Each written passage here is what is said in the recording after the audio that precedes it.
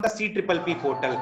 That is for the information purpose कि if any seller is registered on the CPPP, he may be able to know कि particular this bit is publishing on the GEM itself. That is the only thing. For wider publication, so that लगेगा कि हम यहाँ registration करने yes. हाँ, अगर उसको इस बिट में पार्टिसिपेट करना है तो जेम के अंदर उसको रजिस्ट्रेशन करना पड़ेगा. So for participating, so typically what we say on NIC CPP portal, कि any vendor can participate on NIC CPP portal. Yes. वहाँ रजिस्ट्रेशन का कोई कॉन्सेप्ट नहीं है. नहीं, आई थिंक सर वहाँ पे भी कोई लॉगिन क्रेडेंशियल उसके पास बनता होगा, and he must having the DSC digital signature certificate. Without CPPP में भी रजिस्ट्रेशन और DSC के बिना वो नहीं कर सकता. एक्चुअली मैंने क्वेश्चन क्यों ये पूछा है कि हम लोगों से इंटरनल मीटिंग में ये क्वेरी MHRD कर रहा है, इसलिए मैंने सोचा कि आपसे हम अपना हेल्प ले लें. नहीं सर, नहीं, वहां पे एक सेपरेट रजिस्ट्रेशन का अपना CPPP का पोर्टल होगा और बिट पार्टिसिपेट करने के लिए DSC चाहिए. सेम यहाँ पर भी अगर उनको बिट्स में अगर कोई पता चल रहा है पार्टिसिपेट करना है तो जेम का भी अपना रजिस्ट्रेशन करना है और उस कैटलॉग को क्रिएट करना है जिस प्रोडक्ट या सर्विस का बिट किया गया है. तो मीनिंग देयर बाय उनके पोर्टल पर ओपन टेंडर का मतलब ये हुआ those who are having the login credentials they can participate. और आपके यहाँ ओपन बिडिंग का मतलब ये हुआ, आपके यहाँ टेंडर ना कह करके हम बोलते हैं open bidding, not open bidding, bidding जी, बिडिंग एंड आरए जी, open bidding and further reverse auction. माने ओपन वर्ड तो आप लोग यूज नहीं करते हैं ना? नहीं, हम हमारे में ओपन वर्ड नहीं है, ओपन और नॉर्मल बिडिंग और आरए है. हाँ, नॉर्मल बिडिंग है एंड आरए जी, पब्लिक आरए है. So in this आपके यहाँ participation is limited to those who are having the login credentials. आपके यहाँ भी? Yes. System के अंदर he must have the registration. हाँ, login credentials means registration.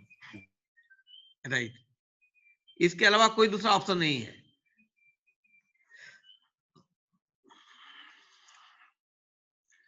तो सर हम लोग अब शुरू कर सकते हैं. UPTTI से लोग अवेलेबल हैं, अंबेडकर नगर से अवेलेबल है, IIT लखनऊ से भी अवेलेबल है.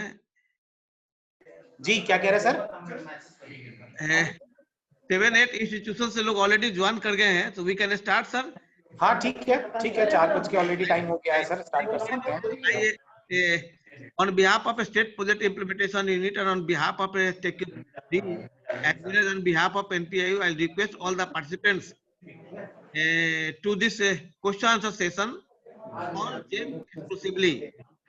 And it is our great pleasure to share with you that the expert on GEM, Sri Praveen Wadhwani ji, at a very short notice on 2 days, he has agreed to kindly accept our request. Thank you very much, sir, and welcome you for this question and answer session on GEM. So one by one, any institutions is having any query related to GEM, not beyond GEM, not beyond TechUp guidelines, not related to TechUp guidelines, not related to the process what you have to follow as per the new procurement guidelines. You have to limit your query on the procurement on GEM only. हमारा internal guideline क्या है, वो एक अलग चीज है. However, in World Bank procurement also, we have been very clearly given the guidelines and directed that all procurement on GEM under the World Bank project have to be done in line with the guidelines of GEM only. हमको भी वही लिखा हुआ है हमारे लिए भी. So anyway, so over to the audience, but before that I like that a few introductory talk if Wadhwani ji can make to the audience, it will be so nice of you, sir. Over to Wadhwani ji. Thank you, sir.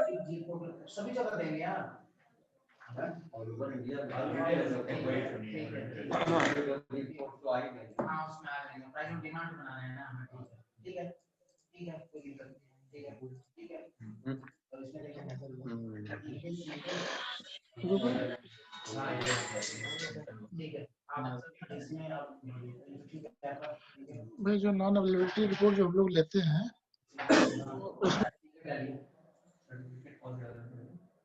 जो आपने government department में काम किया है ना, वो certificate sir screen visible है सबके पास? Government department name, order number, it is visible. Okay, thank you sir. Good evening all. Good evening. बाकी लोग म्यूट कर लें। हाँ, अपने आप को म्यूट करें ताकि हम लोग फिर कुछ क्वेश्चन आंसर्स वगैरह जो भी होंगे आपके सर उसको टेक अप करते हैं। पहले एक थोड़ा सा लोग कुछ 15-20 मिनट का रिव्यू कर लें। Right sir, now you can continue sir. हाँ, हेलो।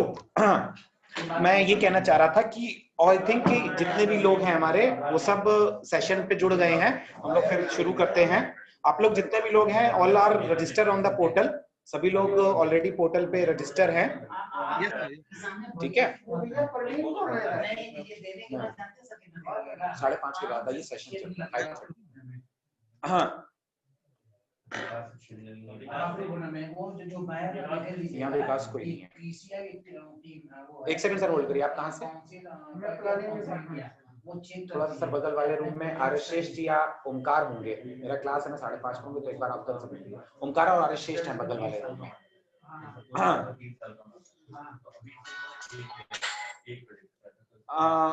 सभी लोग सर जान रहे हैं कि गवर्नमेंट की गाइडलाइंस के तहत कि हम लोग को जो भी खरीदारी की जानी है वो जेम पोर्टल के माध्यम से की जानी है। तो जो भी उत्पाद एवं सेवाएं जेम पर हैं वो हम जेम के थ्रू प्रोक्योर करेंगे। अभी हमारे पोर्टल पे 48,000 से ज्यादा बायर, 8 लाख से ज्यादा सेलर और 16 लाख से ज्यादा प्रोडक्ट्स हैं जो जेम पे ऑलरेडी रजिस्टर हैं और 51 लाख से ज्यादा ऑर्डर्स जेम पे एग्जीक्यूट किए जा चुके हैं, जिसमें 73,000 करोड़ से ज्यादा की खरीदारी जेम पे आज तक हुई है। अगर हम प्रोडक्ट कैटेगरीज की बात करें तो 10,000 से ज्यादा प्रोडक्ट कैटेगरी जेम पे ऑलरेडी अवेलेबल है, जिसमें 174 से ज्यादा सर्विस कैटेगरीज हैं और उनकी 54,000 से ज्यादा ऑफरिंग्स पड़ी हुई हैं। अगर सेलर्स की हम बात करें तो 3,48,000 से ज्यादा माइक्रो स्मॉल सेलर्स हैं जो जेम पे रजिस्टर है और 57% से ज्यादा की खरीद आपके माइक्रो स्मॉल एंटरप्रेन्योर से की गई है। ये हमारे यूपी के आंकड़े हैं, वैसे रेलिवेंस नहीं है आपका, बट फिर भी मैं आपको दिखा देता हूँ। बेसिकली आप सभी लोग यूपी गवर्नमेंट के भी गाइडलाइन से बंधे हुए हैं, तो हमारा ये यूपी गवर्नमेंट का स्टैट्स है कि हम फाइनेंशियल एडवाइस कितना प्रोक्योरमेंट एनुअली कर रहे हैं। जैसे पहले जब जेम यूपी गवर्नमेंट में शुरू हुआ था अगस्त 2017 में, हमारे कुल 602 करोड़ की खरीदारी हुई थी। तो फाइनेंशियल ईयर वाइज हमारी कितनी प्रोक्योरमेंट एनुअली बढ़ रही है। अभी ये 31 दिसंबर 2020 तक के स्टैट्स है कि हम लोग 2400 करोड़ की खरीदारी अभी तक कर चुके हैं, जिसका हमारा टारगेट इस वित्तीय वर्ष में है कि 4,000 करोड़ का हम आंकड़ा टच कर पाए। अब देखते हैं 31 मार्च तक क्या सिचुएशन आ पाती है।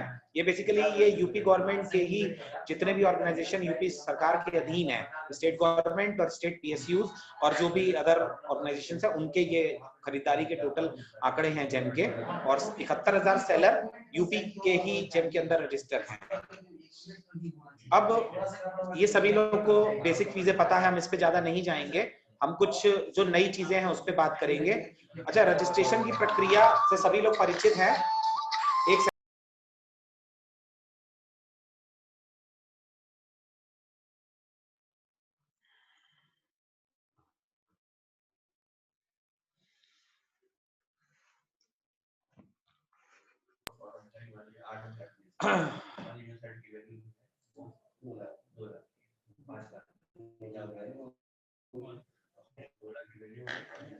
रजिस्ट्रेशन के लिए सभी लोग प्रोसेस जानते हैं कि जितने भी डिपार्टमेंट्स का रजिस्ट्रेशन का प्रोसेस है, उनके पास गवर्नमेंट ईमेल आईडी होना चाहिए, आधार नंबर होना चाहिए, मोबाइल नंबर आधार से लिंक्ड होना चाहिए, और रजिस्ट्रेशन की guideline primary user organization create कर रहा है और वो अपने अधीन सेकेंडरी यूजर क्रिएट कर रहा है।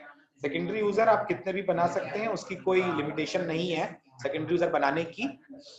प्राइमरी यूजर का काम है ऑर्गेनाइजेशन क्रिएट करना, और सेकेंडरी यूजर अपने रोल के अकॉर्डिंग बायर, कंसाइनी, अपना अपना खरीदारी का काम एग्जीक्यूट करेंगे। 25,000 तक की खरीद के लिए आपके पास सीधी खरीद की फैसिलिटी है कि कोई भी प्रोडक्ट या सर्विसेज अगर 25,000 के नीचे का परचेज करना है तो आप डायरेक्ट परचेज कर सकते हैं। 25,000 रुपए से 5 लाख रुपए तक आप कंपैरिजन के थ्रू L1 से डायरेक्ट बाइंग कर सकते हैं। अच्छा, 25,000 भी डायरेक्ट बाइंग है और 5 लाख रुपए तक भी कंपैरिजन के थ्रू डायरेक्ट बाइंग है। बट डिफरेंस क्या है कि 25,000 में आप किसी भी प्रोडक्ट को डायरेक्ट एड टू कार्ट करके ऑर्डर प्लेस कर लेते हैं, और कंपैरिजन के थ्रू जो L1 बाइंग है उसमें आपको 3 डिफरेंट ब्रांड्स पे कंपेयर करके एक सिस्टम जनरेटेड L1 निकालना पड़ता है और उस L1 से आप डायरेक्ट बाइंग कर पाते हैं।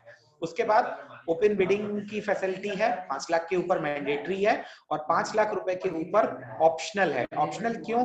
कई बार किसी प्रोडक्ट खरीदने के लिए 3 सेलर अवेलेबल नहीं हो पाते जेम के अंदर, तो उस प्रोडक्ट को हम कंपैरिजन के थ्रू खरीद नहीं पाते, भले वो 5 लाख के लिए नीचे भी क्यों ना। तो उस तरीके के प्रोडक्ट्स को आप कंपैरिजन के थ्रू ओपन बिडिंग के थ्रू खरीद सकते हैं। और 5 लाख रुपए के ऊपर की जो भी प्रोक्योरमेंट है वो मैंडेटरी आपका बिडिंग के ही थ्रू करना है।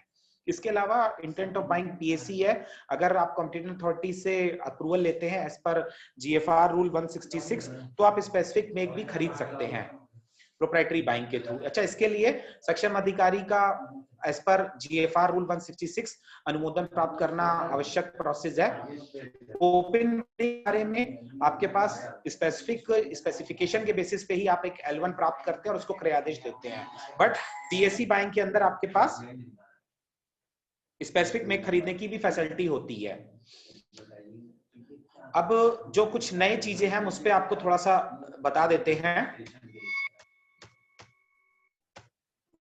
अभी एक बहुत इंपॉर्टेंट चेंजेस हुए हैं रिसेंटली, आप सभी ने देखे हैं कि पहले जब आप जेम के अंदर बिडिंग क्रिएट करते थे तो आपके पास बिड डॉक्यूमेंट में 2 पैरामीटर जनरेट होते थे। एक प्रोडक्ट का, आप जिस प्रोडक्ट को ऐड टू कार्ट करते थे, एक वो रेफरेंस वैल्यू होती थी, एक अलाउड वैल्यू होती थी। बट आज की डेट में जब आप बिड जेम के ऊपर क्रिएट कर रहे हैं तो जो बिड डॉक्यूमेंट जनरेट हो रहा है उसमें आपके पास सिर्फ अलाउड वैल्यू ही आ रही है।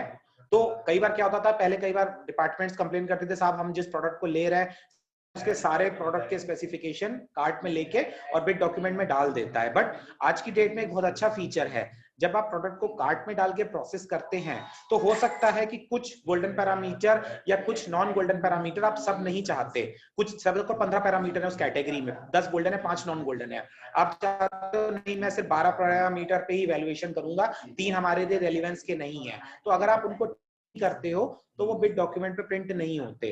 तो इवैल्यूएशन के लिए आपने जितने पैरामीटर गोल्डन नॉन गोल्डन मिला के डाले थे उतने ही प्रिंट होते थे। बट पहले ऐसा नहीं था, पहले डिफॉल्ट सिस्टम सारे कैटेगरी के पैरामीटर प्रिंट कर देता था, तो आपके पास इवैल्यूएशन करते समय कई बार कंफ्यूजन होता। तो अब ये पैरामीटर आपका ऑप्शन हटा दिया गया है। एक इंपॉर्टेंट चीज और, बिड बनाते समय आपके पास 5 पैरामीटर एडिशनल ऐड करने की भी विंडो दी गई है। जैसे जब आप स्पेसिफिकेशन लेते हैं, ऐड टू कार्ट करते हैं, तो कुछ अगर कोई ऐसा कैटेगरी का पैरामीटर है जो बिड में नहीं है तो आप 5 पैरामीटर और ऐड कर सकते हैं अपनी तरफ से पैरामीटर, और उनमें क्या वैल्यू आपको चाहिए, तो ये भी आप प्रोडक्ट्स के अंदर ऑप्शन चूज कर सकते हैं। इसके अलावा मेक इन इंडिया कंप्लायंस, जो गवर्नमेंट ऑफ इंडिया पॉलिसी है कि हम अपने गुड्स जो प्रोक्योर करेंगे उसमें मेक इन इंडिया कंप्लायंस करेंगे, तो डायरेक्ट परचेज या L1 बाइंग कर रहे हैं तो आप मार्केट से इस ऑप्शन को चूज कर सकते हैं। और जब आप बिडिंग करते हैं तो बिडिंग के अंदर make in India compliance clause को आपको चूज करना पड़ता है। तो वो प्रोविजन भी according to make in India MII policy जो गवर्नमेंट ऑफ इंडिया की है उसके कंप्लायंस के लिए आपको इसको अडॉप्ट करना रहेगा। इसके अलावा MSC, ऑलरेडी आप सभी को पता है कि एनुअल जो भी आप प्रोक्योरमेंट अपनी ऑर्गेनाइजेशन बजट का करते हैं उसमें 25% प्रोक्योरमेंट माइक्रो स्मॉल एंटरप्रेन्योर से करना है अपने एनुअल बजट का।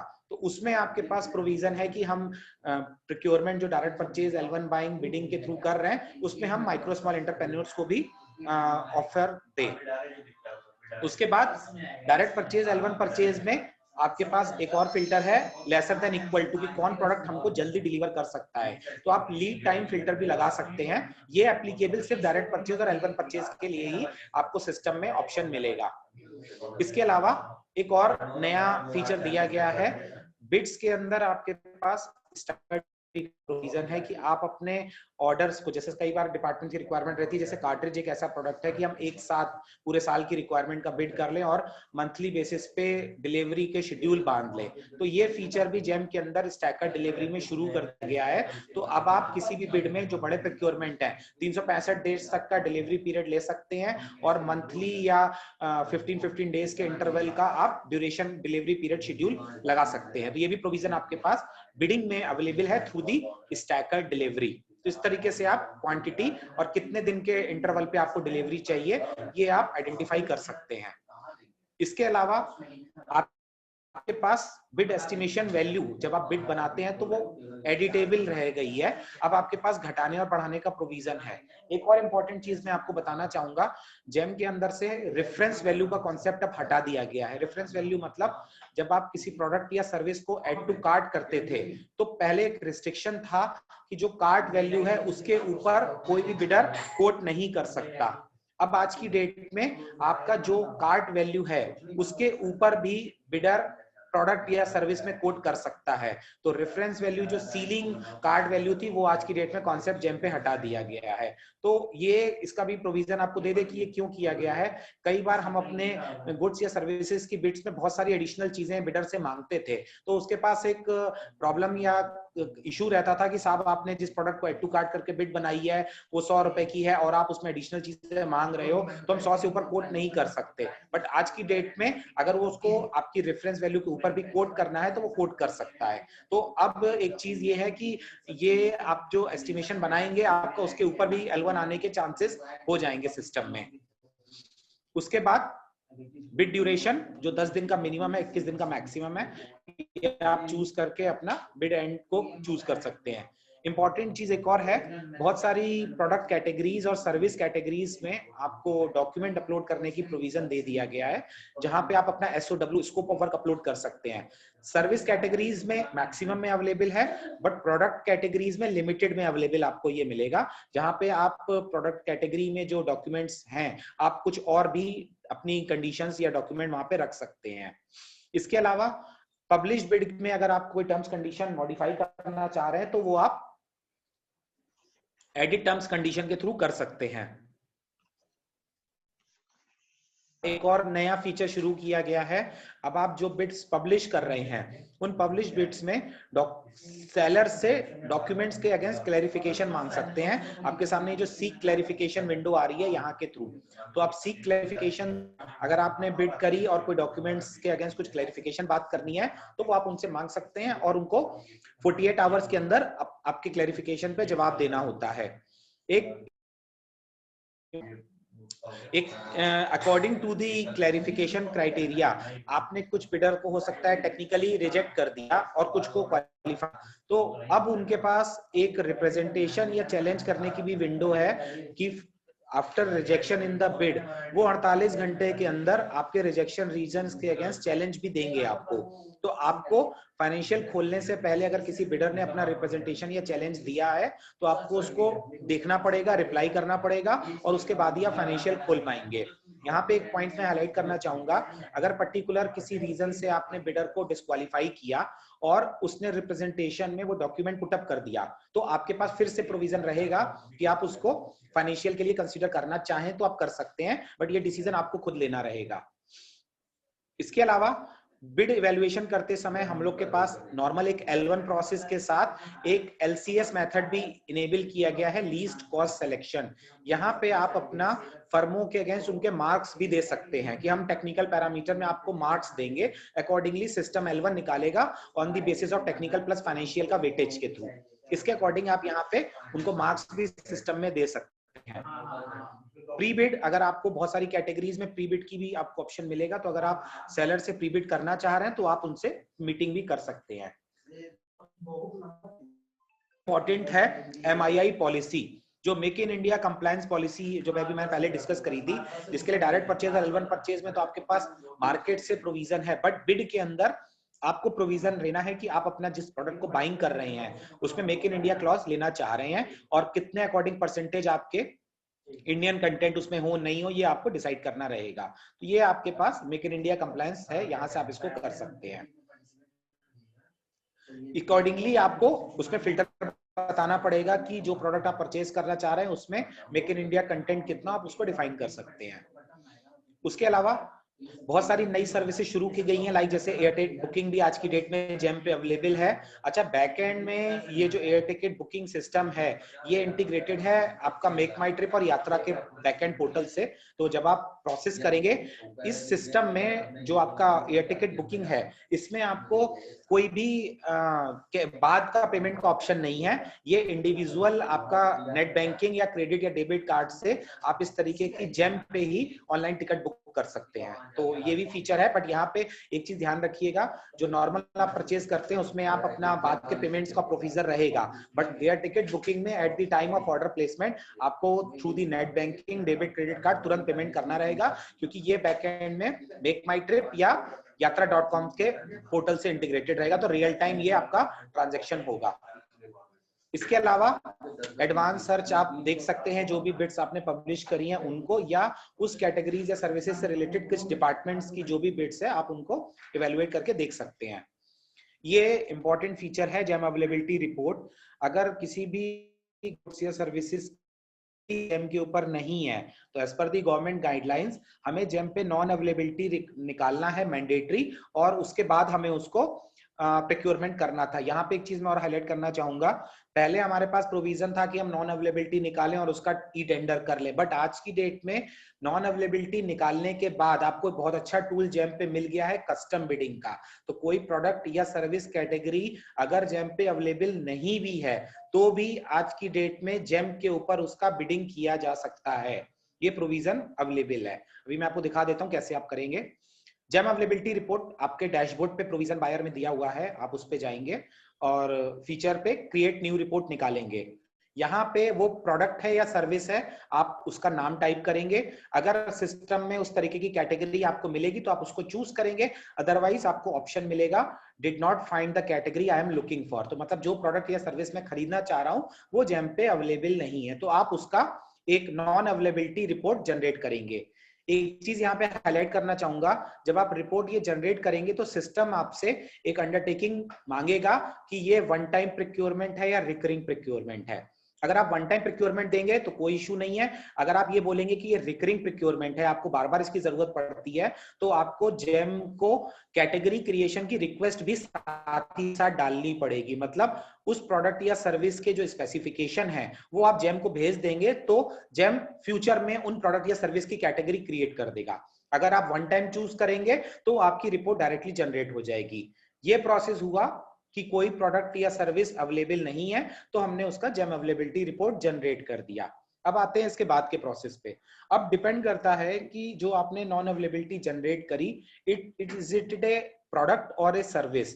अगर ये एक प्रोडक्ट है तो आपको उसका एक कस्टम कैटलॉग भी बनाना पड़ेगा, और अगर ये सर्विस है तो आप डायरेक्टली उसकी बिडिंग जेम के अंदर कर पाएंगे। तो अब ये हम प्रोसेस देख लेते हैं कि वो जो अनअवेलेबल गुड्स या सर्विसेज है वो आप उसको कैसे करेंगे। सबसे पहले आपका 5:30 तक मैं खाली हूँ, 5:30 तक वेट कर लीजिए थोड़ा सा, कुछ लोग बैठे हैं। हाँ, तो सबसे पहले आपका टास्क क्या रहेगा, जो भी प्रोडक्ट और सर्विस अनअवेलेबल है हम उसकी एक रिपोर्ट जनरेट कर ले कि जो गुड्स और सर्विसेज हम लेना चाह रहे हैं that is not available on the GeM as per the government of India guideline, कि अगर कोई भी प्रोडक्ट और सर्विस नहीं है तो हम उसका जेम अवेलेबिलिटी रिपोर्ट निकाल लें। ये आपने रिपोर्ट जनरेट कर दिया। एक चीज और मैं बताना चाहूंगा, इससे पहले जब जेम के अंदर कस्टम बिडिंग नहीं था, अब आज की डेट में तो आप कस्टम बिडिंग जेम पे आ गया है, तब भी प्रोविजन था कि आप जेम अवेलेबिलिटी निकालें और सिस्टम की जो रिपोर्ट आईडी आ रही है that is GeM ARPTS ID, इसको आप C++ पे कोट करेंगे कि साहब ये जेम पे नहीं था इसलिए हम इसको C++ पे फ्लोट कर रहे हैं। बट आज की डेट में सिंपली आप जेम अवेलेबिलिटी निकालिए और उस प्रोडक्ट या सर्विस का जेम के ऊपर ही कस्टम बिडिंग कर लेंगे। कैसे करेंगे उसको देखिएगा। आपके पास प्रोडक्ट भी है, सर्विस भी है। अगर वो एक प्रोडक्ट है जो जेम पे अनअवेलेबल है तो हमें सबसे पहले उसका एक कैटलॉग खुद से क्रिएट करना पड़ेगा। वो कैसे करेंगे आप, आपके सामने प्रोविजन दिया हुआ है। आपने जो अनअवेलेबल रिपोर्ट प्रोडक्ट की निकाली है, पहले मैं प्रोडक्ट की बात करूंगा, उसके लिए सामने आपके पास प्रोविजन है। हर एक आपने रिपोर्ट जनरेट करी और उसके सामने एक स्टार विंडो है कैटलॉग बनाने के लिए, आप उस ऑप्शन को क्लिक करिए। जब आप उस ऑप्शन को क्लिक करेंगे तो आपके पास एक कैटलॉग बनाने की विंडो आ जाएगी, आप उसका एक कैटलॉग क्रिएट करेंगे।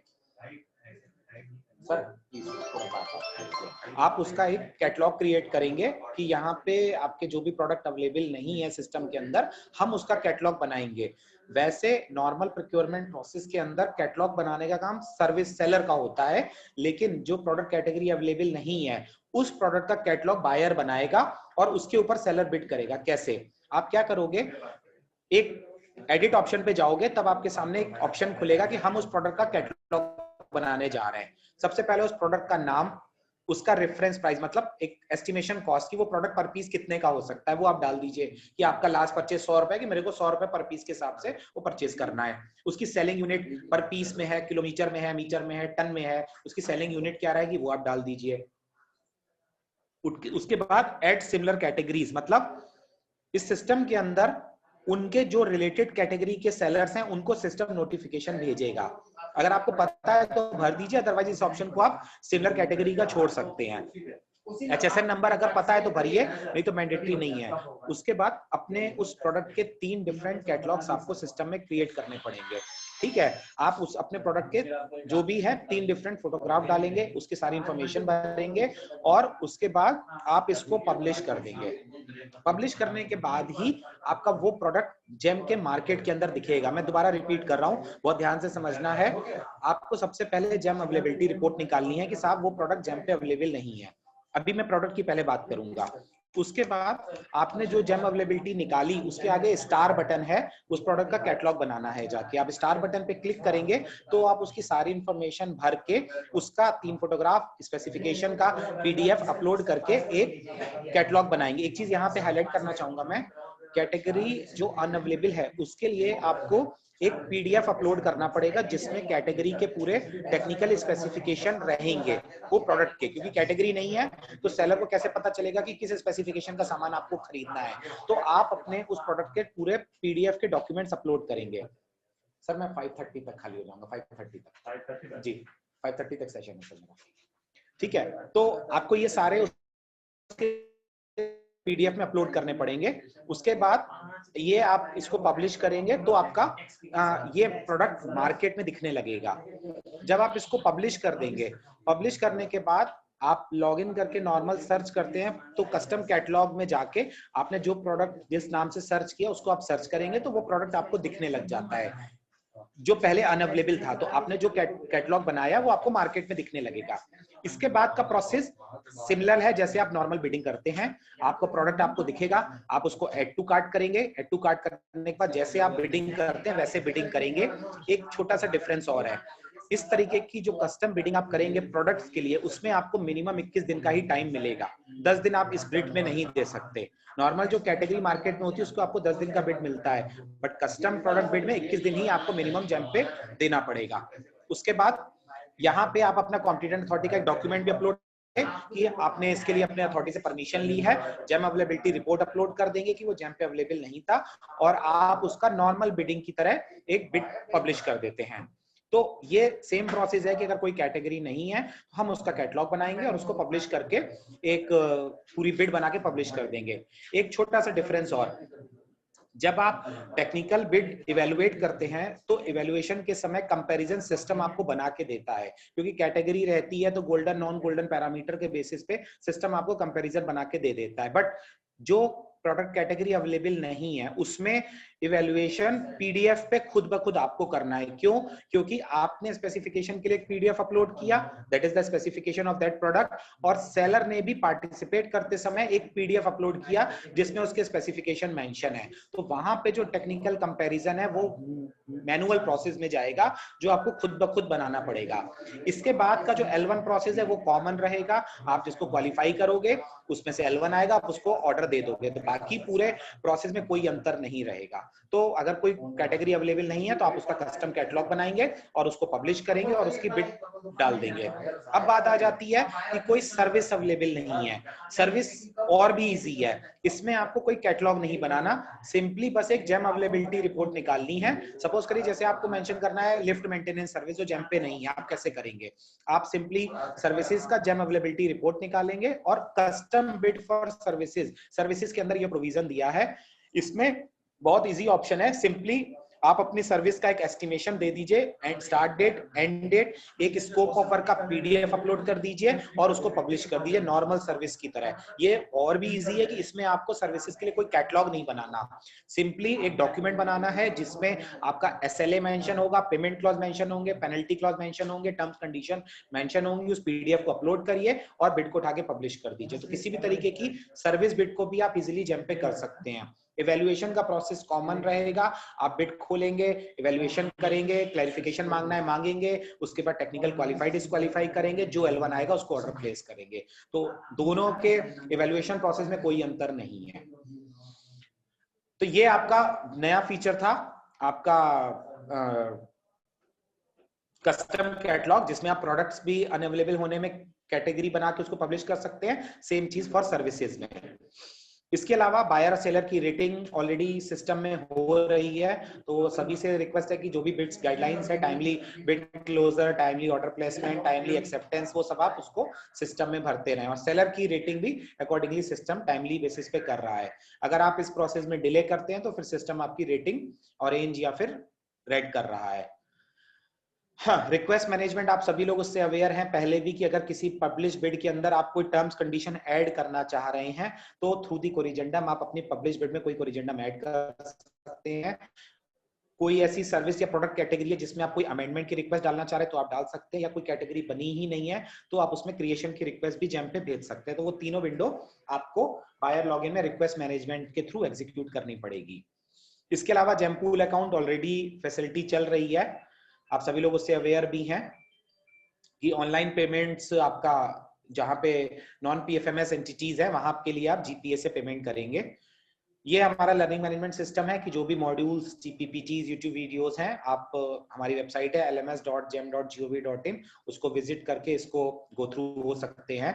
और अगर आप हमसे कोई इशू के लिए हेल्प लेना चाह रहे हैं तो डिफरेंट माध्यम्स, मीडियम्स हैं, हेल्प डेस्क के नंबर्स हैं, कॉल सेंटर की आईडीज हैं, एफएक्यू सेक्शन है, वहां पे जाके आप हमको अप्रोच कर सकते हैं। सोशल मीडिया पे भी अगर आप जुड़ जाएंगे हमसे तो फिर आपको जो भी नए फीचर्स हैं उनके अपडेट्स मिलते रहेंगे। आपके ट्विटर, लिंक्डइन या फिर फेसबुक पे भी हमारी प्रेजेंस है। तो ये हमारा हो गया बेसिक सेशन। अब आपके जो क्वेश्चन आंसर क्वेरीज हैं उसको हम लोग टेकअप कर लेते हैं एक एक करके। तो फिर जो भी आपके आंसर हैं आप उसको बताते रहिए, हम लोग उसको टेकअप कर लेते हैं।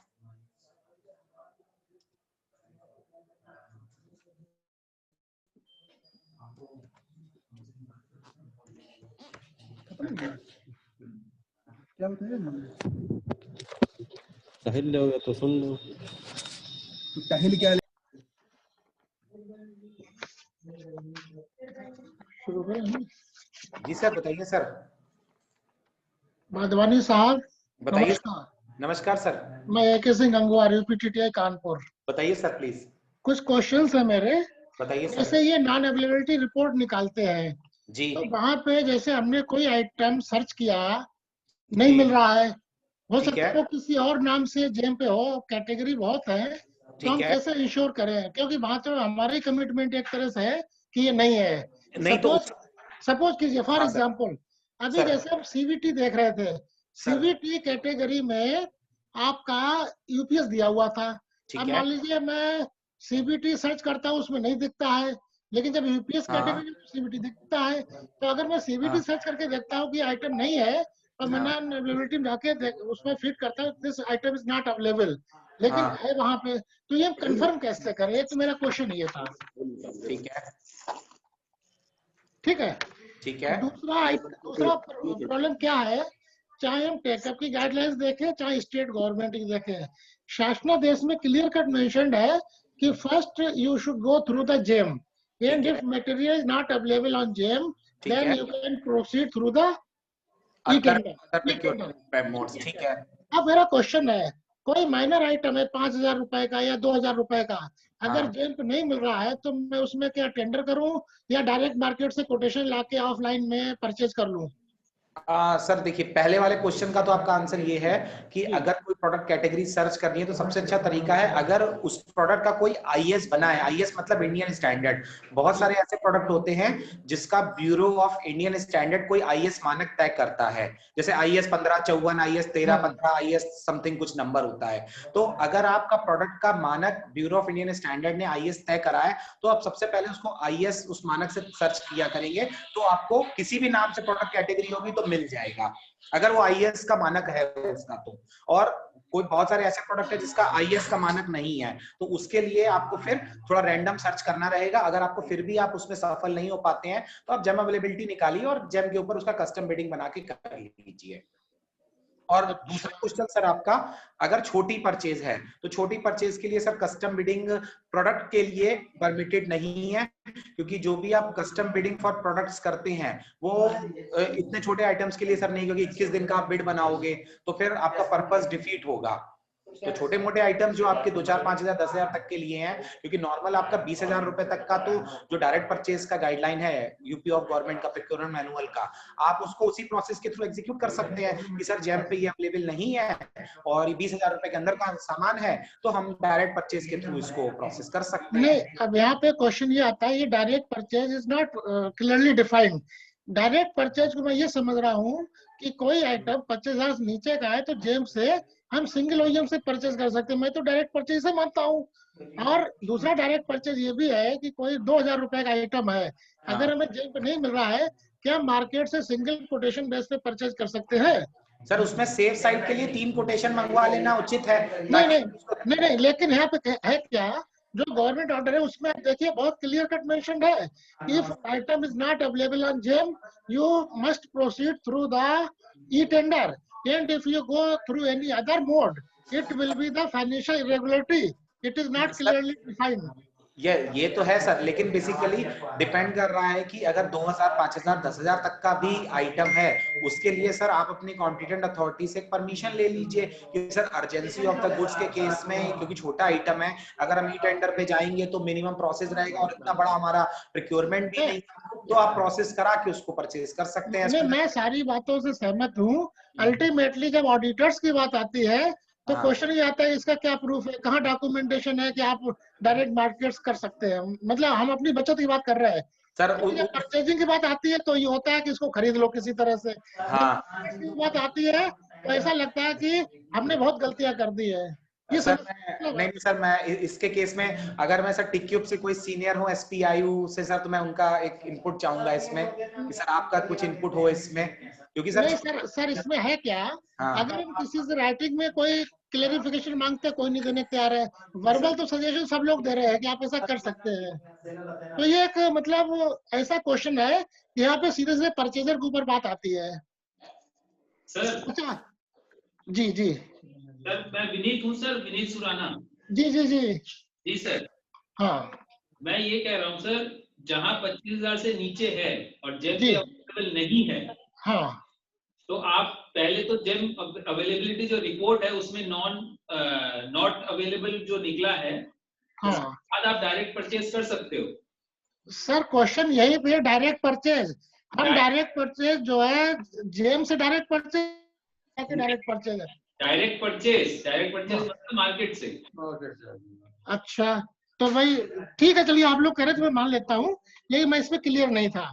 ठीक है, दूसरा जैसे जेम पर सिविल वर्क या सिविल मेंटेनेंस की कोई कैटेगरी नहीं है सर। अभी एज पर गवर्नमेंट मैंडेट हमारे पास जेम पे सिविल वर्क्स करने की परमिशन नहीं है सर। जी जी, अच्छा अभी दूसरा मैंडेट परमिशन सर नहीं है, फ्यूचर में सर, लेकिन आपकी नॉलेज के लिए सर बताना चाहूंगा बहुत जल्दी सर हम लोग को मिनिस्ट्री से सिविल वर्क्स के लिए भी परमिशन मिल जाएगी, तो अगले साल से होपफुली आप सिविल वर्क्स के कॉन्ट्रैक्ट भी जेम पर ही करेंगे।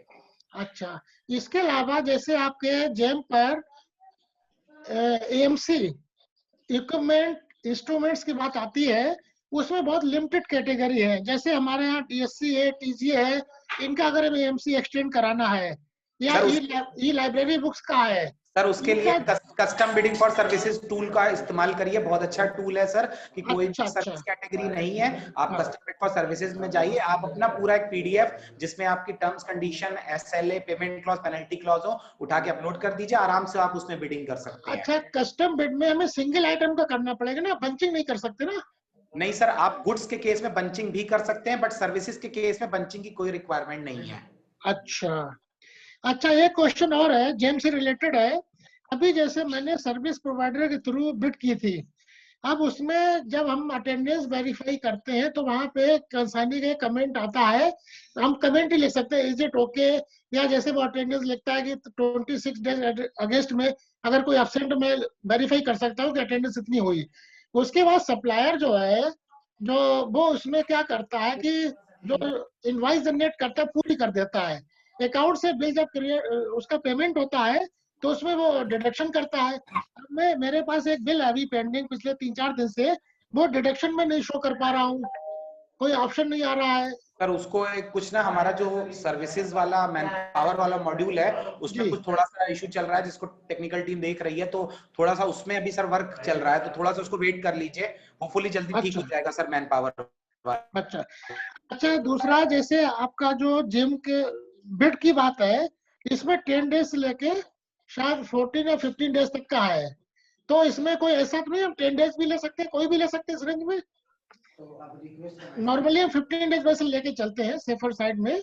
सर नॉर्मली अगर कैटेगरी अवेलेबल है जी। के अंदर तो आपके पास 10 दिन की प्रोविजन है, और अगर कस्टम के थ्रू जाना है तो 21 दिन का ही आपको प्रोविजन रहेगा बिड बनाने के लिए। अच्छा, एक प्रॉब्लम और आती है कि जैसे सर्विस मैटर में, जहां तक मुझे आइडिया है कि first supplier should pay the wages to employ, then he will reimburse. हमारे यहाँ क्या हो रहा है कि हम सप्लायर्स कहते हैं भाई पहले आप कर्मचारियों का पेमेंट करिए तब हम बिल्कुल रिम्बर्स करेंगे, वो कहते नहीं पहले आप पेमेंट करिए तब हम इसका पेमेंट करेंगे।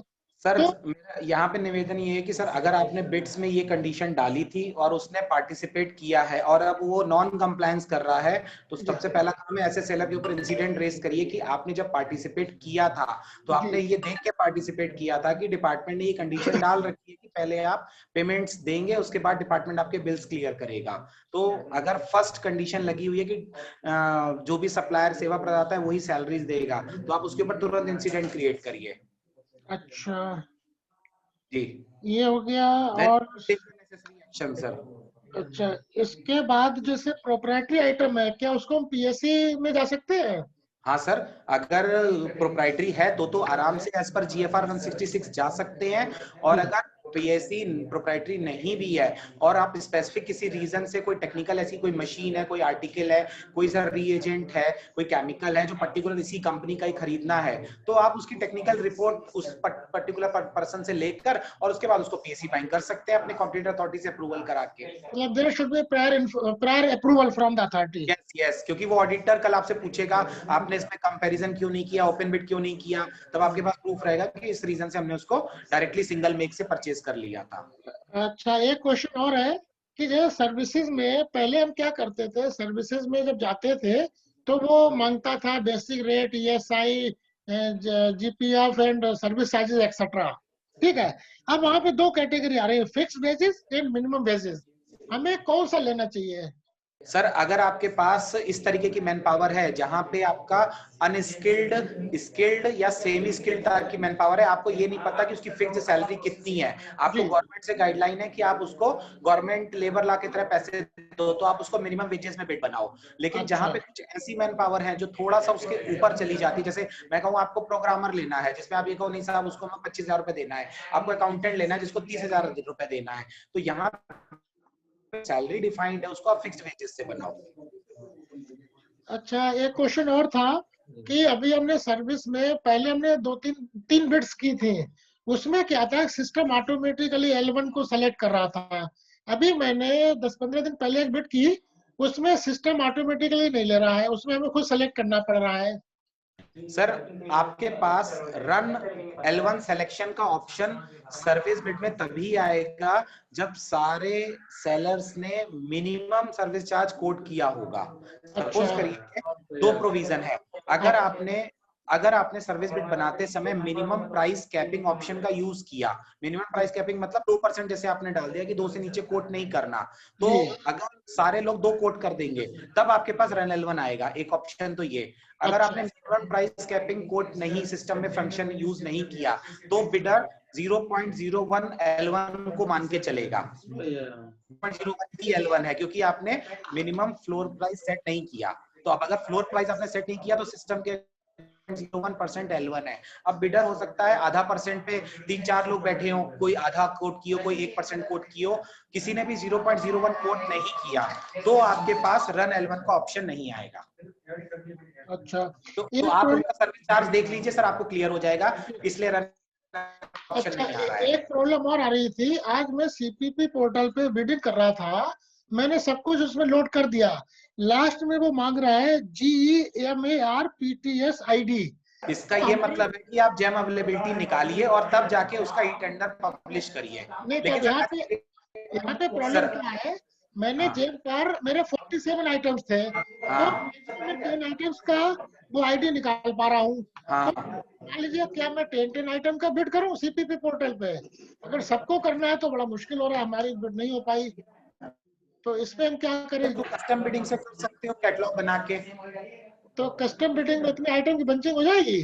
केमिकल्स, हाँ जैसे हाँ केमिकल्स का हाँ काम है। लेकिन आपको सपोज करिए 10 प्रोडक्ट है तो पहले आपको 10 कस्टम कैटलॉग बनाने पड़ेंगे, उसके बाद उनको बंच कर सकते हैं आप। अच्छा जी अच्छा, दूसरा आपका एमएससी और MIL और MIT दूसरा स्टार्टअप, ये 2-3 कैटेगरी आती है। हाँ तो जैसे मैं फिल्टर लगाता हूँ किसी आइटम में, एमएससी जैसे डालता हूँ या स्टार्टअप डालता हूँ, वहां पे कुछ नहीं दिखते प्रोडक्ट, जब इनको हटा देते हैं तो प्रोडक्ट दिखने लगते हैं। तो वो आप अगर हाँ, डायरेक्ट परचेज और L1 परचेज कर रहे हैं तो वो बेसिकली सर जो 25% एनुअल प्रोक्योरमेंट का जी जी जी जी। बिडिंग से कर रहे हैं तो आप MSC वाले फिल्टर को यूज कर लीजिए, तो कोई ना कोई bidder on the basis of उद्योग आधार मेमोरेंडम उसको कोट करेगा। अच्छा, और डायरेक्ट में 25,000 तक ही कर सकते हैं एमएससी का? 25,000 रुपए तक सर, 25,000। अच्छा अच्छा अच्छा, चलिए ठीक है, यही कुछ क्वेश्चन थे, ये प्रॉब्लम आ रही थी बार बार इसमें। और किसी का सर कुछ क्वेरी है? प्रवीण सर नमस्कार। प्रवीण सर नमस्कार, मैं आशुतोष बोल रहा हूँ AKTU से।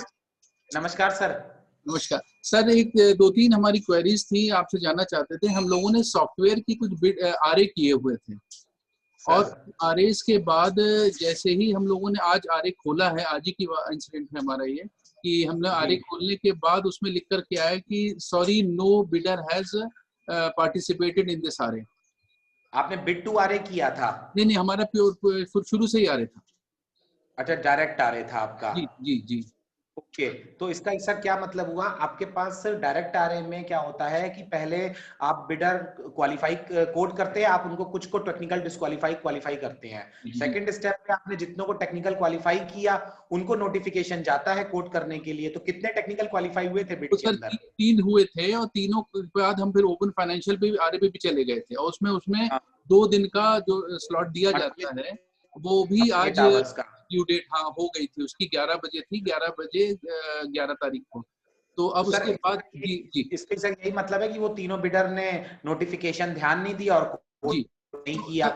सर क्या आप कोई ऑप्शन है जिससे कि हम लोग रिक्वेस्ट करें जेम को कि हम लोग कुछ एक्सटेंड करें कि वो दोबारा पार्टिसिपेट कर सकें? नहीं सर, एक बार आपके पास उस विंडो मॉड्यूल में उसको बढ़ाने का प्रोविजन होगा, आप एक बार और बढ़ा लीजिए वहां पे।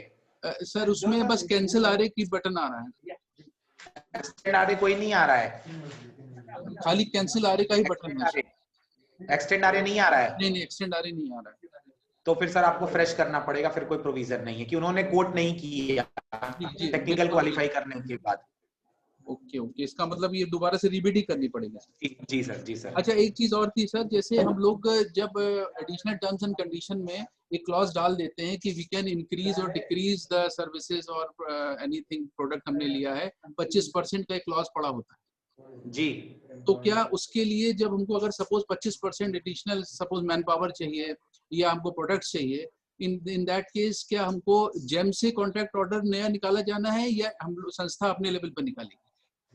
सर मैं यहाँ पे हाईलाइट करना चाहूंगा, गुड्स के केस में हमारे सिस्टम में ये मॉड्यूल ऑटो डेवलप्ड है कि अगर आपने 100 प्रोडक्ट का ऑर्डर बिड किया था और L1 आने के बाद आपको लग रहा है नहीं मुझे ये पैसा मेरा बच रहा है तो मैं 110 खरीद लूं, तो आप 100 के अकॉर्डिंग 25 प्लस या माइनस कर सकते हैं। 25 जी से पहले सिस्टम आपको ऑर्डर क्वांटिटी मॉडिफाई करने का विंडो देगा, लेकिन वो तब देगा अगर बिड में आपने 25% की क्लॉज को चूज किया था। ये प्रोडक्ट्स में मॉड्यूल बना हुआ है, बट सर अनफॉर्चुनेटली सर्विसेज में सिस्टम में मॉड्यूल नहीं बना हुआ। सर्विसेज में अगर आपने जितनी मैन पावर ली ऑर्डर उतने का ही बनता है। आप अगर कुछ क्वांटिटी घटाना बढ़ाना चाह रहे हैं तो मैनुअली आपको सेलर को बोलना पड़ेगा कि आप मेरे को तुम 100 की जगह 110 आदमी दो इसमें, लेकिन कॉन्ट्रैक्ट में वैल्यू मॉडिफाई नहीं होगी सर। एक चीज और मैं यहाँ पे बताना चाहूंगा, जितने भी तरीके के सर्विस कॉन्ट्रैक्ट है स्पेशली मैन पावर वाले, उसमें भी अगर sir wages minimum EPF ESI कुछ भी रिवाइज हो रहा है तो वो भी पोस्ट कॉन्ट्रैक्ट मॉडिफिकेशन की फंक्शनैलिटी बनी नहीं हुई है, तो वो भी आपको मैनुअली टेकअप करना पड़ेगा कि, क्योंकि अगर वो कल कहेगा साहब इसमें वेजेस बढ़ गए और वो इनवॉइस जो सिस्टम से बना रहा है वो पुरानी बनवाएगा जो कॉन्ट्रैक्ट वैल्यू सिस्टम में फीडेड है, तो वो भी मैनुअल टेकअप रहेगा। अभी सर मॉड्यूल डेवलप नहीं है कि जिसमें आप पोस्ट कॉन्ट्रैक्ट कुछ भी मॉडिफिकेशन कर पाए सिस्टम के अंदर। सर एक चीज और थी, जैसे जो हमारे यहाँ अभी एक मिनिस्ट्री ऑफ फाइनेंस का एक सर्कुलर नवंबर में आया है जिसमें उन्होंने बीजी की जो वैल्यू है वो घटा 5% से घटा करके 3% कर दी है। इन जनरल हम लोग 5% गवर्नमेंट गाइडलाइन आई है सर। Yes sir. और उसी के साथ साथ एक ईएमडी का भी आया है कि आप चाहें तो ईएमडी ना लें, मतलब इट्स अ सॉर्ट ऑफ लेकर उससे सर एक उसका डिक्लेरेशन ले खाली। हाँ, इसका डिक्लेरेशन। तो सर जैसे बीजी वाला पार्ट जब हम बिड डिजाइन करते हैं तो उसमें बीजी की वैल्यू डाल देते हैं और परसेंटेज सर। जी परसेंटेज वो आरए में भी रिफ्लेक्ट होती है जब हमारा आरए डॉक्यूमेंट जनरेट होता है। Hello yes. तो अब क्या हाँ, अब सर, जो है इस मोमेंट पे जब हम कॉन्ट्रैक्ट जनरेट करने वाले हैं क्या वहां पर हम अब इस बीजी को मॉडिफाई कर सकते हैं अमाउंट को? नहीं सर आप मैनुअली ऑर्डर बनने के बाद सेलर को बोल सकते हैं कि ठीक है, आप अगर वो रिक्वेस्ट कर रहा है कि सर अगर कोई इस तरीके का रिप्रेजेंटेशन आपको दे दे कि सर गवर्नमेंट गाइडलाइन आई है आप इसको कम करिए, तो आप उसका स्वीकार कर सकते हैं, ठीक है आप 5 की जगह 3 दे दो। अगर वो रिप्रेजेंटेशन नहीं दे रहा तो चलने दीजिए, नए कॉन्ट्रैक्ट के लिए डालिएगा। अच्छा सर एक लास्ट क्वेरी हमारी और थी। Hello sir. एक जैसे जो प्रोप्राइटरी आइटम्स जितने भी होते हैं, फॉर एग्जांपल प्रोप्राइटरी सॉफ्टवेयर हमने परचेज किए हैं, जेम से ले रहे हैं, तो उसमें क्या हमारे जैसी जो बिडिंग होती है, हम लोग इन जनरल जो बिडिंग की स्टाइल होती है कि if number of bidders are lesser than 3 तो हम लोग रीबिड करते हैं। उसके बाद दूसरी बार में भी अगर पूछ लेते हैं, बता रहे हैं अलाउ नहीं हुआ है तो उस केस में फिर हम दोबारा से रीबिड करते हैं, जो हम लोग स्टेट में प्रोक्योरमेंट मैनुअल फॉलो करते हैं, 3 बार बिड करते हैं। बिल्कुल ठीक है, ये ओपन बिडिंग के केस में है सर। जी तो प्रोप्राइटी अगर आप सर जी पीएसी बिडिंग अगर आप जेम पे कर रहे हैं तो सर पहला पॉइंट ये हो गया कि पीएसी बिडिंग का मतलब है that is restricted to a particular make and model. जब आपने किसी सामान को रेस्ट्रिक्ट कर दिया कि ये एचपी का यही मॉडल का लैपटॉप खरीदना है तो उसमें सिर्फ एचपी ही कोट करेगा। अब डिपेंड क्या करता है कि सर वहां पे इनकी अपनी कोई मोनोपोली भी कई बार हो जाती है कि वो लोग कंपनी से ओईएम से आ जाता है कि नहीं आपके अलावा कोई कोट नहीं करेगा इसमें। तो जनरली पीएससी में सर बहुत बार ऐसा एनालिटिक्स आया है सिस्टम पे कि पीएससी बिड्स पे मैक्सिमम टाइम सिंगल या 2 बिड ही आ रही है, तो वहां पे सर आपके पास बाद में ऑब्जेक्शन इसलिए नहीं है क्योंकि पहले ही आप सिंगल मेक पे जाने का अप्रूवल ले चुके हैं। तो अगर आ गई 3 बिड्स तो वेल एंड गुड है, नहीं भी आई तो भी सर वो ऑलरेडी अप्रूव्ड है कि आप सिंगल मेक पे जा रहे हो, तो सिंगल मेक सिंगल बिड आने के ही चांसेस होते हैं। और एक चीज और मैं आपको बताना चाहूंगा सर, इस मॉड्यूल के अंदर जब आप ओपन बिड करते हो और लेस देन 3 बिड्स है तो सिस्टम आपसे कॉम्पिटेंट अथॉरिटी का डॉक्यूमेंट अपलोड कराता है, लेकिन अगर वो पीएससी बिड है तो लेस देन 3 के केस में सिस्टम आपसे इस तरीके का डॉक्यूमेंट अपलोड नहीं कराएगा, डायरेक्ट ओपन अवॉर्ड करके ऑर्डर प्लेस करने दे देगा, क्योंकि आप पहले ही एज पर जीएफआर रूल 166 अप्रूवल ले चुके हैं सिंगल मेक का। सर सिंगल मेक वाली चीज तो ठीक लग रही है हमको, जैसे माइक्रोसॉफ्ट का सपोज हमको कोई सॉफ्टवेयर खरीदना है तो उसके तो सर वेंडर्स बहुत सारे हैं, मतलब you can have as many vendors as you can. अब जब हम अगर इसको जेम बिड पे जाते हैं तो एक या एक से ज्यादा 10-100 भी आ सकते हैं, तो ऐसे केसेस में जैसे माइक्रोसॉफ्ट का केस हुआ तो हमको लगता है कि क्या सेकंड ऑप्शन हम लोग को जाना चाहिए कि अगर एक सिंगल बिड आई तो we could go for a second rebidding second time. Sir PSC में रिक्वायरमेंट सर नहीं है। अब सर मैंने यही कहा ना कि कई बार जैसे सॉफ्टवेयर वाली चीजें हैं ये सब रिस्ट्रिक्टिव है, ओईएम के द्वारा ही सब कुछ इस तरीके का गाइडलाइन होता होगा कि ये नहीं आप ही लोग बस इतने ही लोग कोट करेंगे इस पर्टिकुलर बिड में, तो वो मोनोपोली टाइप की चीजें हो जाती हैं सर। बाकी और कुछ नहीं है सर, क्योंकि जितने भी इस तरीके के गुड्स है ना सर वो ओईएम ड्रिवन कैटेगरी है, तो ओईएम को सब पता होता है सर। जी thank you so much thank you sir मेरा एक क्वेश्चन है, अनिल कुमार मैं बोल रहा हूँ सर, इसी से रिलेटेड प्लीज बताइए सर। प्लीज सर क्वेश्चन ये है कि अगर सर्विसेज के लिए मैंने कोई कॉन्टेक्ट किया थ्रू जेम सर और 1 ईयर के लिए मैंने कॉन्टेक्ट और उसको फिर से हम रिन्यू करना चाह रहे हैं फॉर अनदर 1 ईयर, तो can we give the repeat? Sir उसके पास हमारे पास बिड्स टर्म्स कंडीशन के अंदर 6 मंथ का प्रोविजन सिस्टम के अंदर दिया हुआ है। कि अगर आप उसकी सर्विसेज से सेटिस्फाई हैं तो आप म्यूचुअल कंसेंट पे 6 महीने कॉन्ट्रैक्ट बढ़ा सकते हैं। ये सर एटीसी तो क्लॉजेस इसके के अंदर लिए दिया हुआ है। ये तो 6 महीने के लिए दिया हुआ है, ओनली फॉर 6 मंथ। यस, आप अपने अगर क्लॉज में इसको लेके चले हुए हैं बिड बनाते समय और आपका समय पूरा हो गया, तो आप अगर उसकी सर्विसेज सेटिस्फाई हैं तो आप एक काम ये कर सकते हैं, बिफोर एंडिंग द कॉन्ट्रैक्ट 1-1.5 महीना पहले उससे कंसेंट ले लीजिए कि आप आगे भी कंटिन्यू करेंगे, तो फिर हम आगे उसको प्रोसेस कर लेंगे। अदरवाइज फिर फ्रेश टेंडर कर लिया जाए अगर वो इंटरेस्टेड नहीं है या आप उसकी सर्विसेज सेटिस्फाई नहीं है तो। स्पेसिफिक पार्टी था कि हम सेटिस्फाइड हैं, उसको एक्सटेंड करना है, तो क्या हम नॉर्मली हम उसको एक्सटेंड कर देंगे या जेम पोर्टल के थ्रू कुछ करना होगा? नहीं, जेम पोर्टल पे सर कोई तरीके का पोस्ट कॉन्ट्रैक्ट मैनेजमेंट की कोई फंक्शनैलिटी अभी बनी नहीं है। जो एक बार सर कॉन्ट्रैक्ट हो गया सिस्टम में वो फाइनल हो जाता है। मतलब ये हुआ कि अगर हमारे कॉन्ट्रैक्ट में प्रोविजन है कि 1 साल का हमें फर्दर एक्सटेंशन कर सकते हैं फॉर अनदर पीरियड, तो based on the terms and conditions of contract we can extend him or we can renew the order है। Yes yes sir, yes sir. Mister Wadhwani, मैं प्रोफेसर मनोज शुक्ला, एग्जीक्यूटिव कानपुर। बताइए sir please. बहुत छोटी सी queries हैं, कुछ ज्यादा नहीं है। बताइए एक प्लीज तो सर। हमारे यहाँ कन्वोकेशन होने जा रहा है, हाँ, और कन्वोकेशन की तैयारियों के मद्देनजर हमको बहुत सी चीजें ऐसी करनी है, उसकी समय भी कम है। राज्यपाल महोदया का कार्यक्रम है 29 जनवरी को। हाँ समय भी इतना नहीं है कि जैसा आपने बताया कोई सर्विसेज ना हो तो उनको क्रिएट करके 21 दिन का टाइम दें, इम्पॉसिबल, समय नहीं। मैं यहाँ पे एक चीज उतना बताना समय चाहूंगा नहीं आपको होता। सर। मैं एक चीज सर हाईलाइट करना चाहूंगा। कस्टम बिड फॉर सर्विसेज के अंदर आप 10 दिन का बिड बना सकते हैं, बट प्रोडक्ट में 21 दिन की रिक्वायरमेंट मैंडेटरी है। ये भी आपको मैं बताना चाहूंगा। अगर प्रोडक्ट का कस्टम बिड बनाएंगे तो 21 दिन लेगा, लेकिन सर्विसेज का कस्टम बिड बनाएंगे तो आप 10 दिन का बिड बना सकते हैं। अभी हम लोगों ने सर, में कर सकते हैं। हाँ सर, सर्विसेज में बना सकते हैं सर। ठीक। तो अब जो हमारे यहाँ फैकल्टीज की जनरल, अभी थोड़ी देर पहले भी बैठा था लोगों के साथ में, तो उनका कहना है जैसे गाड़ी मेरी पंक्चर हुई, मैं एग्जांपल दे रहा हूँ। अब वो कहते हैं गाड़ी पंक्चर हुई तो गाड़ी को तुरंत ठीक करानी पड़ेगी। उसके लिए तो हम जेम पर जाएंगे या उससे ये निकालेंगे कि साहब ये अवेलेबल नहीं है, फिर फाइल चलाएंगे, फिर पंचर बनवाएंगे। It is not possible practically. ऐसे पेटी एक्सपेंसेस के लिए क्या प्रोविजन है आपके? सर ऐसे कोई गाइडलाइन सर नहीं बनी है किसी भी चीज के लिए। गाइडलाइन कुछ नहीं है सर। आप कॉम्पिटेंट अथॉरिटी से पेटी एक्सपेंसेस कैसे मीट किए जाए? हॉस्टल्स में अभी बच्चे नहीं है। देखिए वाधवानी साहब, अभी बच्चे नहीं है हॉस्टल्स में, तब हम सभी अच्छा लग रहा है। बच्चे जिस दिन आएंगे वहां फ्यूज उड़ गया, वहां एक रात में एक वो स्विच खराब हो गया, रात में कॉरिडोर में बच्चे बवाल करने लगे, तुरंत हमें ठीक कराना है, कैसे कराएंगे? इसका जवाब हम देना चाहेंगे sir. The issue for which guidelines is not available on JEM, institution has to frame and have their own guidelines for such a urgent and emergent situation. Institution का अपना ओन गाइडलाइंस होगा, इंस्टीट्यूशन का अपना own administrative norms होगा। यहाँ तो GeM पर हमारा अपना नॉर्म्स है, लेकिन हमारा जियो जो कहता है कि we can not spend even single penny without on the services oblique products.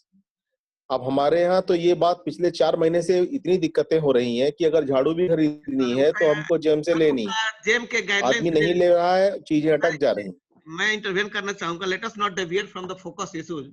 ये आपका या हमारा इंस्टीट्यूशन का इंटरनल एडमिनिस्ट्रेटिव अफेयर्स है और ये प्लेटफॉर्म वो डिस्कशन करने के लिए नहीं है। जेम रिलेटेड कोई क्वेरी है तो आप क्वेरी पुट अप करें sir. Thank you very much. सही बात, जेम से रिलेटेड है, क्योंकि पेटी एक्सपेंसेस में कैसे मीट होंगे, ये जेम का ही मैटर है। ये पेटी एक्सपेंसेस कैसे किए जाए जेम के थ्रू, ये बताएं। हेलो वाधवानी जी, बोलिए। सर इस चीज की सर कोई गाइडलाइन नहीं है पेटी एक्सपेंसेस की सर, हमारी जेम टर्म्स कंडीशन में।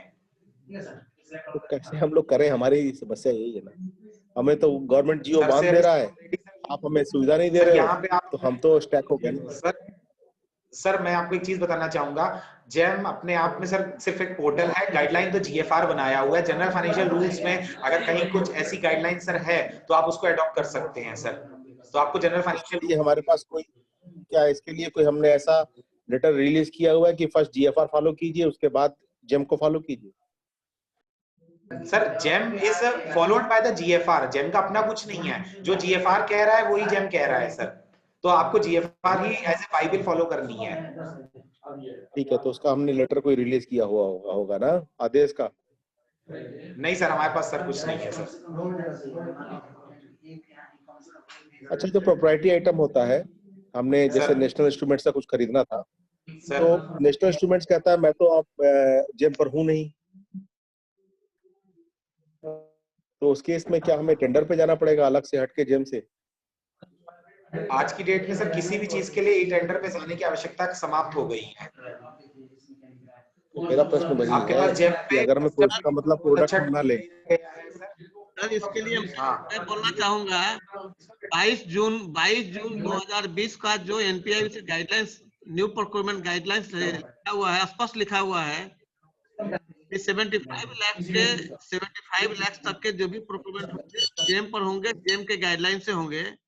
अगर वो अवेलेबल नहीं है तो अवेलेबिलिटी रिपोर्ट जेम से डाउनलोड करना होगा और उस रिपोर्ट के साथ एनआईसी सीपीपी पोर्टल के थ्रू प्रोक्योरमेंट करना होगा।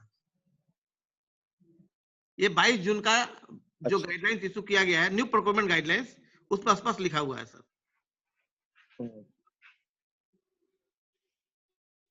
एक और फैकल्टी मुझसे एक दिन पूछ रहा था कि अगर मान लीजिए हमने कुछ खरीदा और हमें अच्छा लगा, और लेकिन उसका रिपीट ऑर्डर करना है, तुरंत हम इमरजेंसी आ गई, जैसे मान लीजिए हमने चेयर ली 4, सडनली इमरजेंसी आ गई, अब हमारे पास समय नहीं है उसको दोबारा फ्लोट करने का, तो उसका प्रोसेस क्या होना चाहिए? क्या हमें दोबारा जेम पर जाना पड़ेगा? क्योंकि हमने वो पहले में तो लिखा नहीं है कि we can extend the quantity, क्या कर सकते हैं?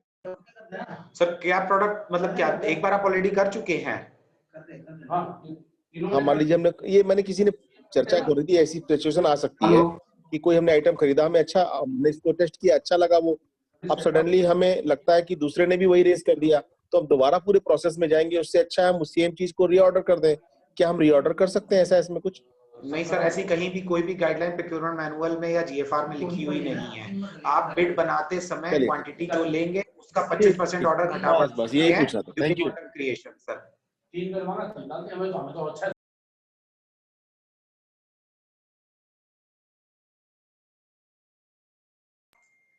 विनीत सर कंक्लूड करें सर। सर एक क्वेश्चन है जी सर, मैं 2 इक्विपमेंट लेना चाह रहा था, एक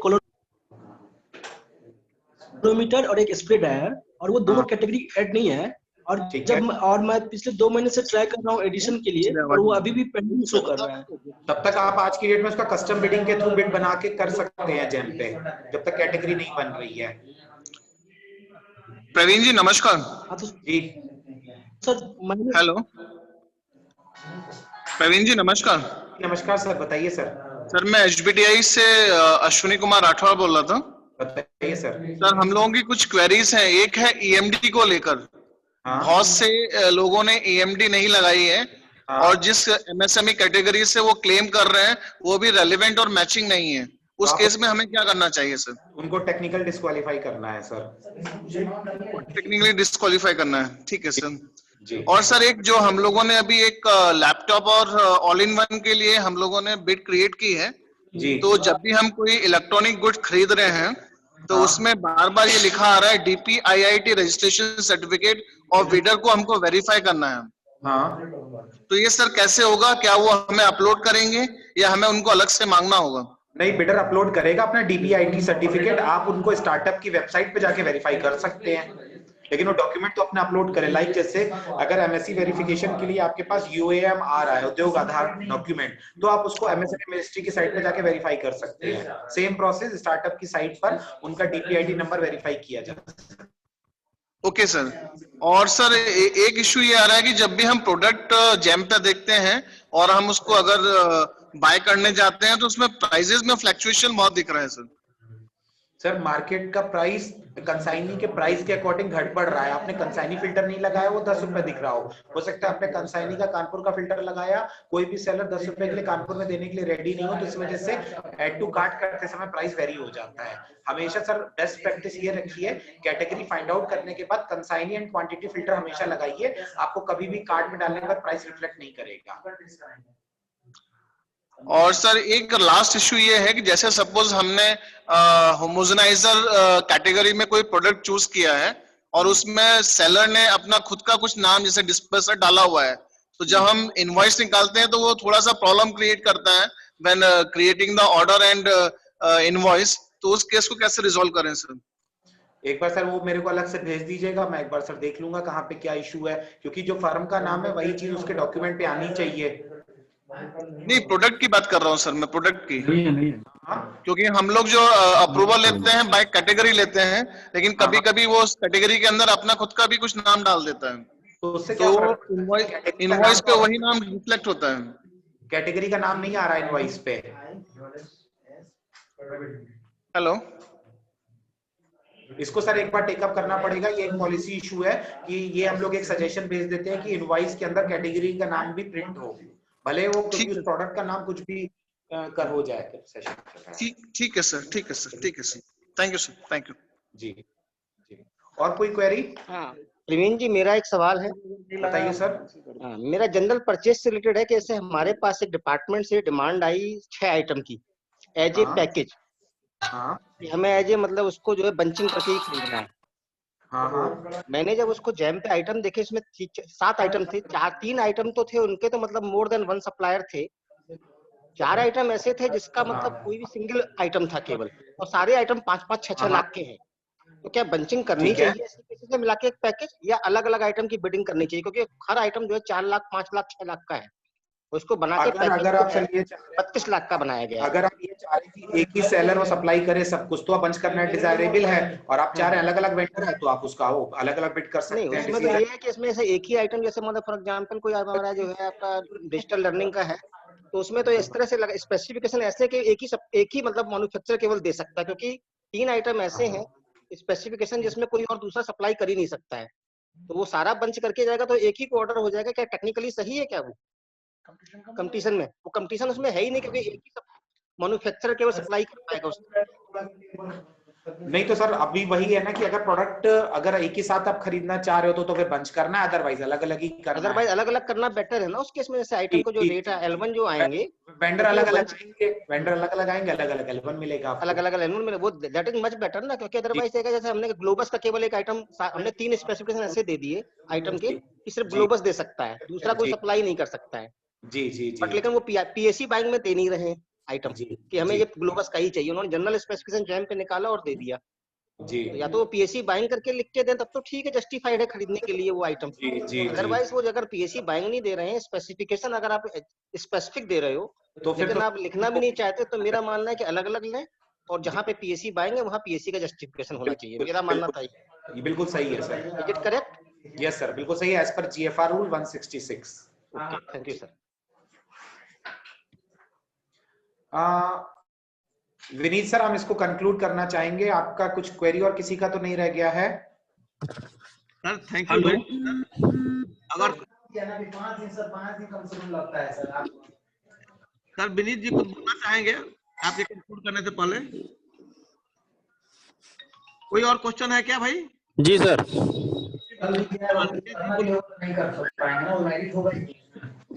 नितेश जी। हाँ सर, मेरा एक क्वेश्चन ये है कि प्रोडक्ट अगर हमें कोई खरीदना है और उसकी कैटेगरी जो है सेलर ने नहीं मेंशन कर रखी है, लेकिन प्रोडक्ट हमारा वो अवेलेबल है किसी और कैटेगरी में, तो फिर हमें उससे कैसे परचेज करना चाहिए सर? क्योंकि उसकी स्पेसिफिकेशंस जो है वो मैच नहीं कर रही हमारे पर्टिकुलर प्रोडक्ट जो हमें खरीदना है, लेकिन वो प्रोडक्ट अवेलेबल है वहाँ पे। आज की डेट में सर अगर स्पेसिफिकेशन मैच नहीं कर रही तो आप उसका कस्टम के थ्रू कैटलॉग बनाइए और उसको ओपन बिट से खरीद सकते हैं। Okay sir. सर दूसरा मेरा क्वेश्चन ये है कि जैसे कोई प्रोडक्ट हमें खरीदना है, लेकिन वहाँ पे 3-4 सेलर जो है अपने प्रोडक्ट दे रहे हैं, लेकिन होता क्या है कि सर उसमें क्या है, कुछ प्रोडक्ट में ऐसी उन्होंने मेंशन कर रखे हैं, ऑफर वगैरह दे रखे हैं कि वो 50,000 रुपए का है, लेकिन उसके कंपेरिजन में जो है 4-5 प्रोडक्ट ऐसे हैं जिनकी प्राइस आपके अराउंड जो है 4 लाख या 5 लाख के अराउंड है।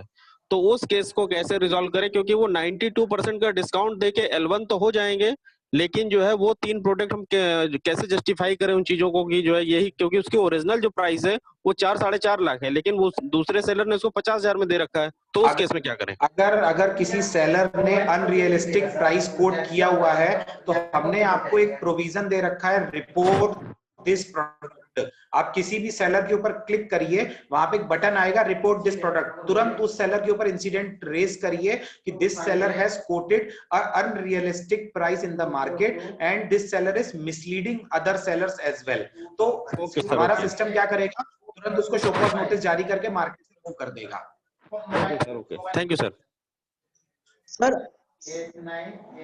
आपने जो कहा कि ये जो आइटम लेना है कस्टम बिडिंग के थ्रू, जो कि जिसका कि नॉन अवेलेबिलिटी है जी, अगर हम उसको लेते हैं और अगर वो जो सेलर है वो रजिस्टर्ड नहीं है जेम पे, तो क्या हम वो कैसे करेगा फिर सर? मैं यहाँ पे उसका प्रोडक्ट ही नहीं है। मैं एक चीज हाईलाइट करना चाहूंगा सर, जितने भी तरीके की प्रोडक्ट या सर्विस की अगर आप कोई कस्टम बिड निकालें तो कस्टम बिड को लोकल पब्लिक मीडिया में पब्लिसाइज जरूर करें, क्योंकि उस तरीके के प्रोडक्ट या सर्विस की कैटेगरी जेम पे नहीं है, तो उन लोगों तक अपनी जो आपने बिड जेम पे किया उसको पहुंचाने के लिए उसको न्यूज़पेपर या लोकल मीडिया में निकालना जरूरी है, वरना लोगों तक ये बात पहुंचेगी नहीं। तो जो भी आप कस्टम बिडिंग करें प्रोडक्ट या सर्विस की, उसको कहीं न्यूज़पेपर में पब्लिसाइज जरूर कर दें, लोकल मीडिया में, स्पेशली फॉर कस्टम। जितनी भी बिड्स करेंगे प्रोडक्ट या सर्विस की, उनके लिए एक अनिवार्य प्रक्रिया है।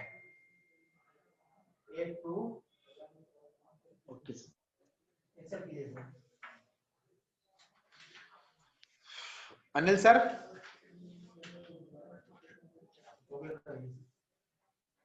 Sir, thank you very much, sir. I request Mr. Vineet Surana to say few words before we conclude the session, because he have coordinated this program. He like to share few words with you, sir, and with the audience. Thank you very much, sir.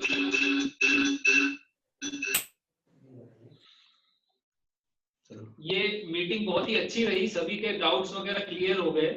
अगर अभी भी किसी को doubt है तो एक या दो क्वेश्चन पूछ सकता है, लेकिन मुझे नहीं लग रहा किसी को कोई डाउट है। जैसे कि सभी को जानते हैं कि 31 जनवरी को सारे प्रोक्योरमेंट ऑर्डर्स प्लेस हो जाने चाहिए। तो इसी मीटिंग के द्वारा अगर किसी को कोई भी डाउट्स था वो सब क्लियर हो गए, तो प्लीज मेरा आप सभी से निवेदन है 31 जनवरी से पहले सभी ऑर्डर्स प्लेस कर दें, एंड बाय 20 मार्च टारगेट रखिए कि सारे के सारे प्रोक्योरमेंट कंप्लीट होके पेमेंट हो जाए प्लस पीएमएसएस पे कंप्लीट हो जाए, क्योंकि आफ्टर 20 मार्च पीएफएमएस थोड़ा सा प्रॉब्लम देने लगेगा। एज फ्रॉम द अर्लियर हम लोगों का जो एक्सपीरियंस रहा है वो यही कहता है कि आफ्टर 20 मार्च थोड़ी सी प्रॉब्लम आ जाती है पीएफएमएस में, because whole of India will be trying to pay. इसीलिए आप सभी से निवेदन है कि 20 मार्च के पहले का टारगेट रखिए सभी को कंप्लीट करने का।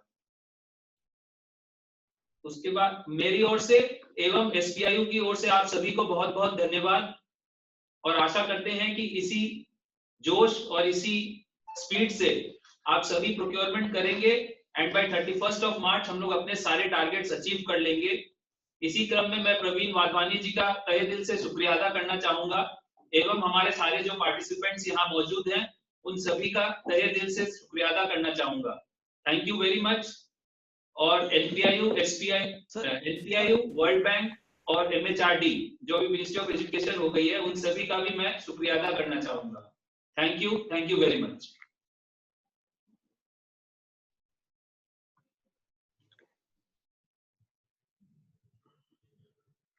So we are closing the session, sir. Yes. Close कर दो। नहीं यहाँ पे होगा ना, हम क्लोज कर देते हैं। Hello sir.